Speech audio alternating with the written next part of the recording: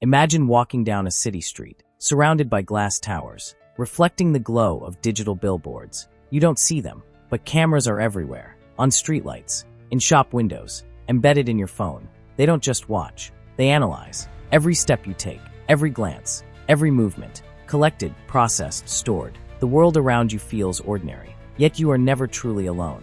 Surveillance is no longer confined to security cameras and government agencies. It's in the apps we download, the smart devices in our homes, the loyalty programs that track our purchases. It's in the algorithms that study our habits, predicting what we want before we know it ourselves. And the strangest part, most of us never stop to question it. Not long ago, privacy was something people expected, a right, not a privilege. But slowly, without protest, society has drifted into a new era, a world where privacy is not taken but surrendered. The evolution has been subtle, almost imperceptible. At first, it was for safety, security cameras in public spaces, biometric passports, encrypted databases. Then came convenience, personalized ads, predictive search, virtual assistants that respond to our every command. Now it's a currency, traded freely for access to the digital world. Governments argue that surveillance is necessary to prevent crime, to ensure stability, to keep people safe. Tech companies claim it enhances the user experience, making life more efficient and tailored to individual needs. But behind the rhetoric, a different reality emerges, one where data is not just collected, but weaponized, where the same tools that promise security can be turned against those who use them. History has seen versions of this before. In the mid-20th century, intelligence agencies built vast networks of informants, wiretaps, and hidden microphones. The Cold War was defined by espionage, a constant battle of secrecy and exposure. But unlike then, today's surveillance requires no agents in dark suits, no secret recordings in smoky back rooms. It is automated, invisible, woven seamlessly into daily life. We are living inside a digital Panopticon, a system where visibility is constant, but control is asymmetrical. But if this transformation has been so gradual, so seamless, then what does it mean for the future? If we no longer question who is watching, do we even realize we are being watched? And more importantly, how did we let it happen? Not long ago, privacy was considered an inherent right, something we were born with, not something we had to protect. Today, it has become a form of currency, traded away with every tap, every click, every I agree button we barely glance at. The shift has been so subtle, so gradual, that most people never stop to ask, what exactly are we giving up? Every day, billions of people voluntarily hand over their personal information in exchange for convenience, signing up for a social media account, using a navigation app, asking a virtual assistant for directions. Each of these actions leaves a digital fingerprint. The price of participation in modern life is constant surveillance, but it doesn't feel like surveillance. Instead, it feels like personalization. Companies justify this with promises of efficiency. They say the data they collect is used to enhance user experience, to provide better recommendations, to tailor services to individual needs. And at first glance, it seems like a fair trade. But beneath the surface, this personalization is something far more sophisticated. Every interaction is recorded, analyzed, and categorized. Algorithms track how long you pause on a video, what topics make you linger, which purchases you hesitate on. They build psychological models, not just predicting your behavior, but shaping it. What began as a tool for convenience has become a system of influence, one that knows your fears, your desires, even your vulnerabilities. The real power isn't in the data itself, but in how it is used. When a company knows what motivates you, it can guide your decisions without you ever realizing it. Prices are adjusted based on your perceived willingness to pay. News feeds are curated to reinforce your existing beliefs. Political campaigns use micro-targeting to sway opinions in ways so subtle they feel like independent thought. What was once a simple exchange of information has turned into something far more complex, a marketplace where human behavior is the product. Some argue that this is simply the cost of progress, that in an interconnected world, privacy is an outdated concept. Others warn that this unchecked data economy is leading to something more insidious, a future where control is no longer imposed but engineered. If the algorithms behind these systems know us better than we know ourselves, then who is really making the decisions? And if we've already sold our privacy? In the past, control was enforced through laws, walls, and weapons. Today, it is something far more elusive, an invisible web woven from data, algorithms, and behavioral prediction.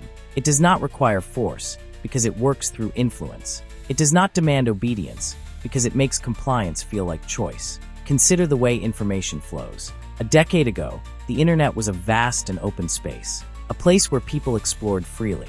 Today, what we see is filtered, curated, and refined, shaped by artificial intelligence designed to maximize engagement. The content we consume is no longer a reflection of the world.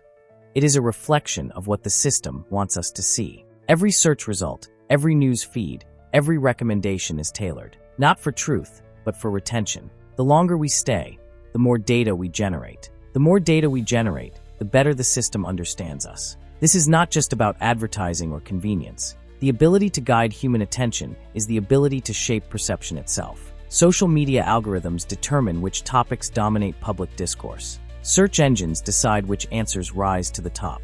Automated moderation systems filter what is acceptable and what is not. These are not malicious actions by design, but they have an effect that is difficult to ignore. Governments have taken notice. In some nations, mass surveillance is not just a tool, but a foundation of governance. Facial recognition systems map entire populations, tracking movement in real time. Social credit systems rank individuals based on behavior, determining access to jobs, travel, even education. Elsewhere, censorship operates more discreetly. Content is downranked. Accounts are shadow banned. Conversations are quietly redirected. In a world of total connectivity, control does not require suppression. It only requires influence. Yet for most, this reality remains invisible. Because the system rewards engagement, people are fed what resonates with them. Because the system optimizes for efficiency, few question how decisions are made. And because the system is built around convenience, resistance feels unnecessary. But if control is now exerted through influence rather than force, what happens when influence becomes indistinguishable from reality? And if the lines between manipulation and choice continue to blur, how will we know when we've crossed them? There was a time when privacy was synonymous with freedom, a space where thoughts remained unfiltered, conversations unrecorded, and decisions untracked. But in a world of total connectivity, that space is disappearing. The walls that once shielded personal lives have been replaced with digital glass, transparent to corporations, governments, and even strangers. The erosion of privacy is not always obvious. It begins with convenience, biometric scans that replace passwords, voice assistants that listen for commands, smart cameras that recognize faces instantly. These technologies make life easier, frictionless. But they also normalize surveillance,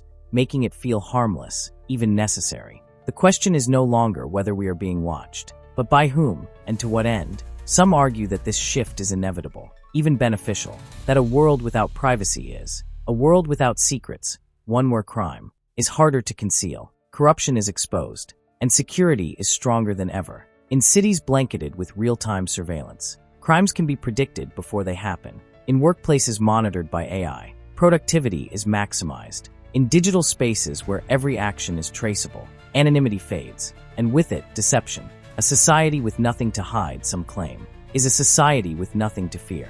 But the reality is not so simple, because when privacy disappears, so does something less tangible, choice. When every movement is tracked, people begin to self-censor. When every word is recorded, conversations become guarded. When every decision is analyzed, behavior shifts, not by force, but by the quiet pressure of being watched. And the power of this change does not belong to the people being watched, but to those who control the systems that watch them, who decides what behavior is acceptable, who determines which ideas are flagged, which voices are amplified, which opinions are buried. When every interaction feeds an algorithm, the past dictates the future. But if prediction becomes control, then at what point does free will become an illusion?